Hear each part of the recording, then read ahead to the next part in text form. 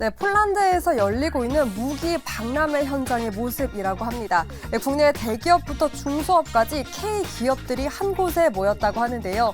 특히나 한화 방산 계열사는 총출동해서 적극적인 행보를 보이고 있다라고 합니다. 네, 한화의 현 시세까지 한번 체크를 해볼까요? 네, 한화 현재 마이너스 구간인 1.2% 보이며 24,750원 구간을 보이고 있습니다. 이렇게 한화를 비롯해서 우리 기업들이 적극적인 행보를 보이는 이유, 오르카 프로젝트 때문이라고 하는데요. 이 오르카 프로젝트, 폴란드에 잠수함을 공급하는 무려 3조 원대의 어마어마한 프로젝트라고 합니다.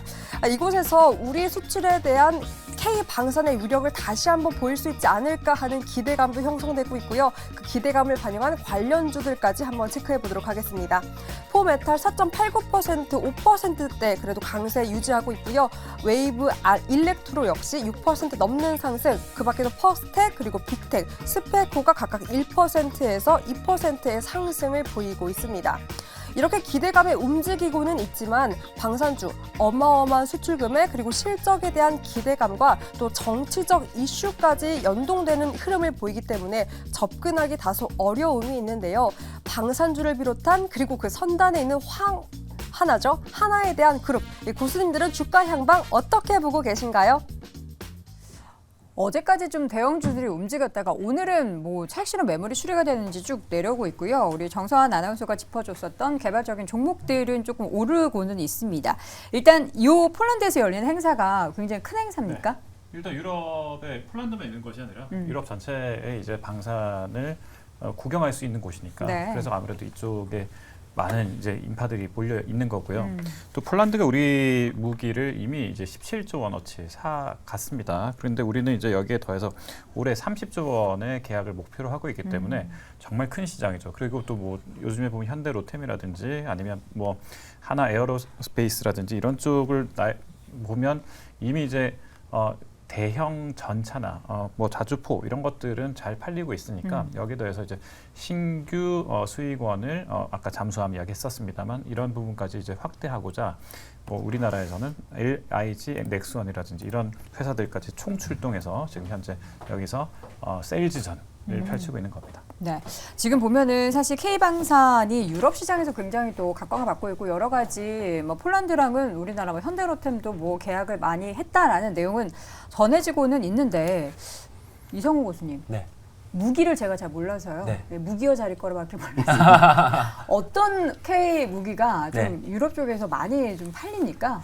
보통 뭐 미사일 같은 경우가 케이스가 많았고요. 미사일. 네, 최근에는 이제 전차 쪽으로 확대가 됐고 이번에 기대되는 거는 뭐 잠수함 부분입니다. 잠수함. 네, 그런데 이게 미사일 같은 경우는 좀 확장성이 낮을 수가 있는 게 당시의 수주 같은 경우는 하나의 미국 기업 같은 경우가 납기를 맞추지 못한 요인, 좀 파업의 이슈가 있었다 보니까 그 부분이 발생한 거고요. 여기에 더해져서 현재 뭐 수주 잔고라든지 그런 부분을 대입을 해보면 주가는 낮은 수준인데 실제 이제 추가적인 수주가 나왔을 때 뭐 주가 반응을 한번 봐야 될 것 같아요. 좀 애매하게 이렇게 흘러갈 수 있는 부분이 네. 좀 이 경쟁사들과 우리나라를 비춰봤을 때 좀 달라진 구조가 또 있기 때문에 말씀을 드렸습니다. 네. K방산 지금 뭐 수주 거론은 되고 있긴 한데 구체적으로 이제 추가적인 내용이 나온 게 있을지 궁금합니다. 이제 이전에 계약한 내용 말고요. 추가적으로 기대감이 있을 만한 부분이 뭐가 있을까요? 방산주를 관심을 갖고 접근할 때는 잘 따져봐야 됩니다. 어떤 걸 따져야 되나요? 방산주는 첫째 그 계약 체결 또는 MOU 했을 때는 굉장히 부풀려져서 금액이 형성이 됩니다. 8천억 규모나 몇 조 규모나 그렇죠. 막 이러죠.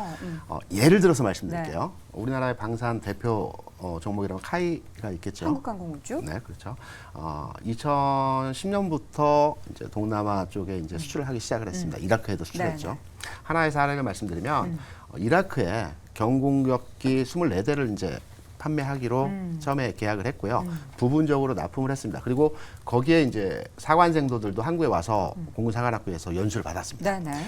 방산 쪽은 수출을 할 때 기술 이전까지 또 관련한 파일럿까지 저희가 교육을 해서 보내게 되거든요. 네.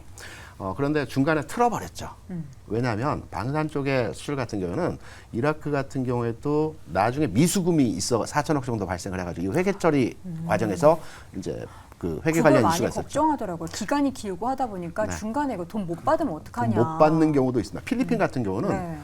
헬기하고 경공격을 납품했는데 깎아달라고 하더라고요. 네. 나중에 우리 돈 없어 깎아줘.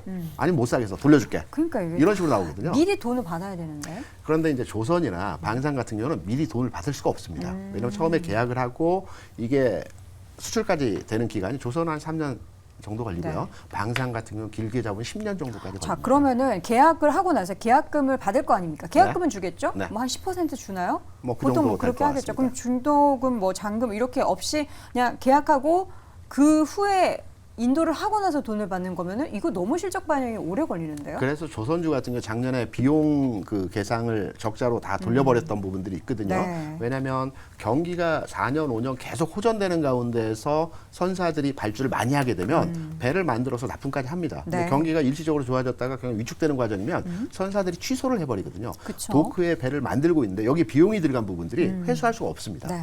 이러한 부분들이 방산에 또 적용이 되기 때문에 우리가 좀 더 깊이 있게 또 보수적으로 바라봐야 하지 않겠느냐. 지금 보수적이다. 네. 자, 그러면 여기서 방산주 나는 좀 괜찮다고 본다 하시는 분들 계신가요? 아무도 손 안 들어주시는 것 같은데. 저는 뭐 박소 기자님, 나쁘지는 않다고요. 괜찮습니까? 예, 왜냐하면 저는 한화 쪽은 좀 괜찮은 것 같아요. 한화. 네, 한화는 왜냐하면 그 일단 다품종 대량 생산. 다품종 소량이 아니고 대량이에요? 다품종 네. 대량 생산을 하고 있는데 그 다품종 중에서도 이제 잠수함 이야기도 했습니다만 지금 M&A를 계속 하고 있지 않습니까? 네. 하나가 이제 조선까지 다 묶어서 그러니까 이게 패키지 수출이 가능해서 그런 겁니다. 그러니까 그냥 단순히 방산만 하는 것이 아니라 태양광하고 뭐 잘 아시겠지만 여기에 조선까지 묶어서 하면 생각보다는 이 방산이라고 하는 단순한 한 종목으로 놓고 보면 좀 힘들 수는 있는데 네. 이번에 호주 보시면 레드백 그냥 5조 원짜리 수주했지 않습니까? 이게 이제 그 보병 전차를 이야기하는데 네. 이런 것들을 보면 이제 그 선진국형으로 팔아본 것 중에서는 최대 규모입니다.